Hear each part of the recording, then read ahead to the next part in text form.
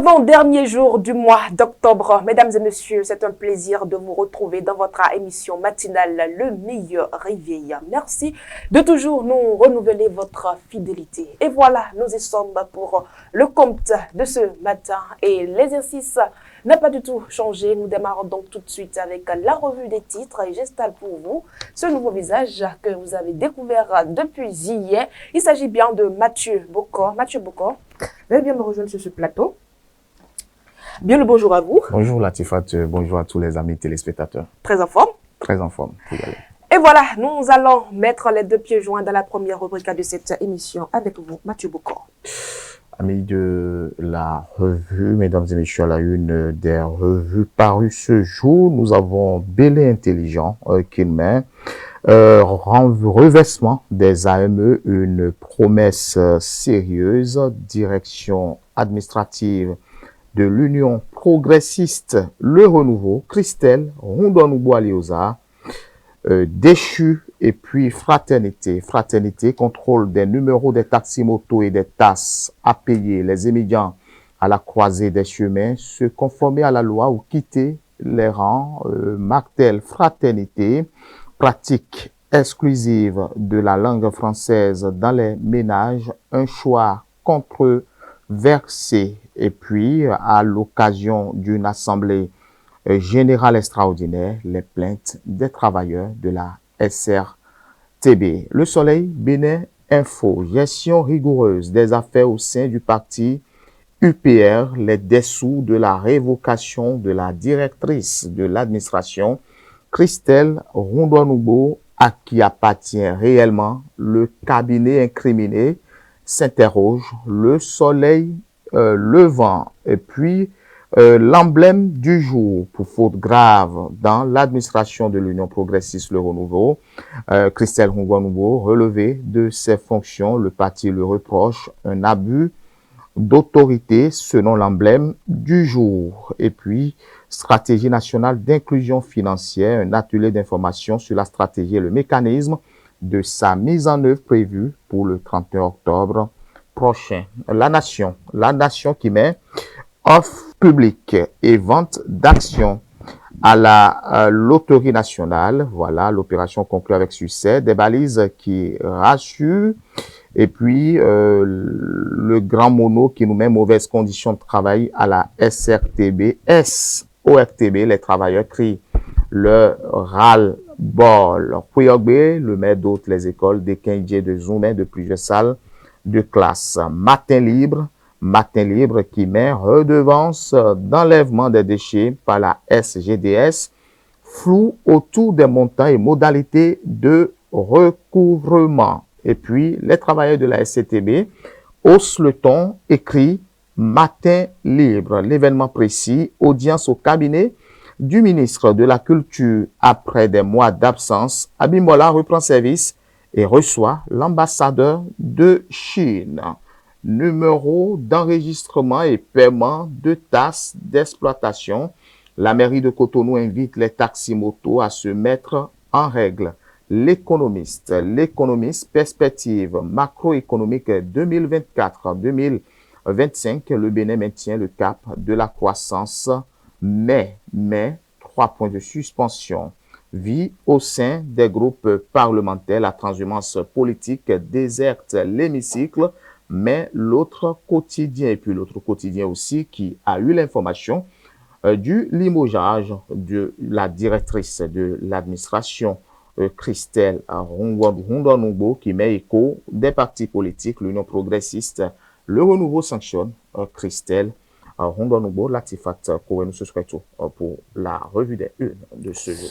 Et voilà, nous bondissons dans la présentation de l'actualité de ce matin. Comme vous avez bien sûr l'annoncé dans les quotidiens parus ce jour, Christelle Rondon-Nouveau n'est plus à la tête de la direction administrative du parti Union progressiste Le Renouveau. Effectivement, beaucoup de quotidiens sont revenus sur cette actualité et justement ce mercredi 30 octobre 2024, vous allez lire par exemple sur le site de Cristal News, Christelle Rondon-Nouveau, désormais ancienne directrice de l'administration au sein de l'Union progressiste Le Renouveau, révoquée dans ses fonctions pour faute grave, nous informe Crystal News. Cette décision, Latifat signée du président du parti, le professeur Joseph Diogbenou, depuis le 28 octobre 2024, fait suite à des actions de Christelle Rondonogbo jugées, selon le parti, contraires au principe de gouvernance interne. Le 8 octobre 2024, Christelle Rondonogbo aurait en effet de manière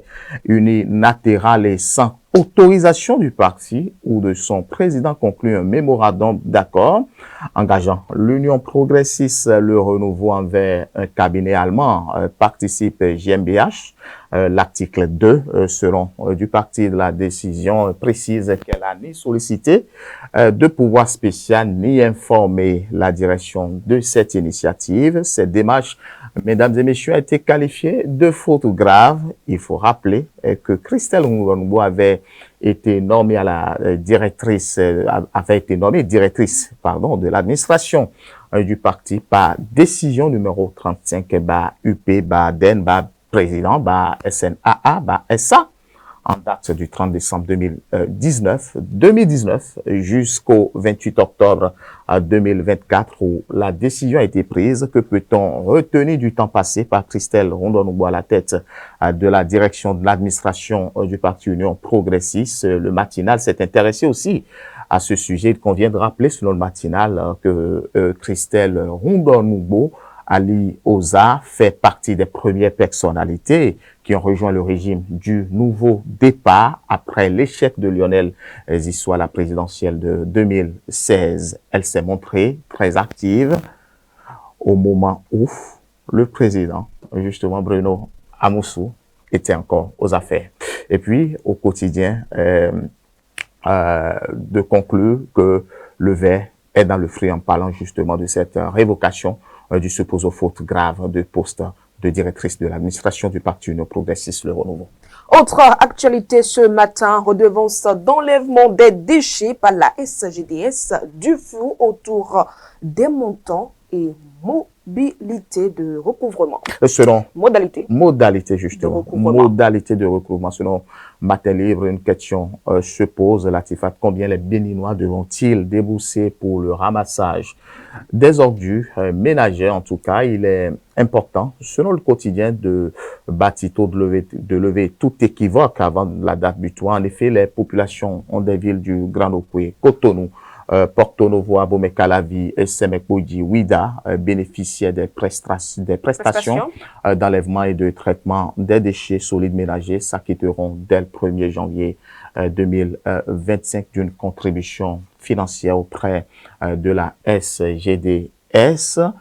Entendez, Société de gestion de salubrité, ceci sous forme de redevance dont les montants et les modalités de recouvrement sont déterminés par arrêté interministériel pris à cet effet à Cotonou le 20 septembre 2024. Au thème du dit arrêté, les tarifs sont déterminés en fonction des prestations reçues, du type de propriété bâtie et du niveau d'aménagement de la zone géographique. Alors, que comprendre Latifat par zone d'aménagement de base, zone d'aménagement moyen, zone d'aménagement élevé, zone d'aménagement très élevé? C'est là toute l'interrogation il faut savoir. Le montant est fixé en tout cas selon qu'il s'agisse d'une zone à une autre et du type de bien immobilier ou propriété bâtie. Et quelles sont les caractéristiques des différentes zones pour que les montants varient? Joint au téléphone, selon un Matin Libre, la personne qui a décroché répondait en citant ceci: quand on parle de zone, il s'agit des quartiers à l'opérationnalisation, de la mesure. Vous aurez de plus amples d'explications, a-t-elle dit. En tout cas, a-t-elle laissé entendre une voix féminine au téléphone seulement. L'idéal, Latifat, est que ne serait-il pas doter les zones d'ombre afin de parer à tout mécontentement en son temps? La question reste toujours ouverte. Et voilà, au Tchad, une union sacrée se forme après l'attaque meurtrière de Boko Haram sur une base militaire. Les messages de soutien, mesdames et messieurs, se multiplient alors que le président Mamad Idriss Déby a décrété 3 jours de deuil national après une attaque de Boko Haram. Nous l'avons rappelé dans notre journal de ce lundi. Justement, il faut le dire, sur une base militaire dimanche soir à lundi, qui a fait au moins une quarantaine de morts dans les rangs de l'armée tchadienne. D'un bord à l'autre du spectre politique, une véritable union sacrée se dessine face à l'une des attaques les plus violentes enregistrées ces dernières années. Le président du Tchad, Mahamat Idriss Déby, est arrivé lundi en treillis militaire sur la base militaire endeuillée pour lancer une opération de représailles baptisée Askanit, du nom de cette plante épineuse typique de la région. Le président du Tchad, Mahamat Idriss Déby, est arrivé lundi en treillis, on le disait, endeuillé pour lancer cette opération de représailles dit Askanit, du nom de cette plante épineuse typique de la région. Et puis, il faut le rappeler que ce n'est pas pour la première fois que Mahamat Idriss Déby va sur le terrain pour quand même booster le moral de ses pairs. Dans l'actualité sportive, un Tour de France de 2025, du moins exclusivement dans l'Hexagone. Le parcours du Tour de France 2025 a été dévoilé ce mardi 29 octobre 2024 et va se lancer dans le nord, justement à Lille, pour retrouver 3 semaines plus tard son final traditionnel sur les Champs-Élysées. Aller de Lille à Paris en train prend un peu plus d'une heure. Avec le Tour de France 2025, ce sera 3 semaines intenses de vélo. Le départ de la 112e édition sera donné le 5 juillet dans l'Hexagone, prochain dans la capitale des Hauts-de-France, ce qui n'était plus arrivé depuis 2021 avant que 3 villes étrangères, Copenhague, Bilbao et Florence, ne lancent la grande messe estivale. Le nouveau tracé de la grande boucle renouera avec une certaine normalité après une édition 2024 chamboulée par la tenue des Jeux olympiques à Paris et une arrivée finale à Nice. Latifat. Merci à vous, Mathieu Bokor. Mesdames et messieurs, à tout de suite dans le forum matinal.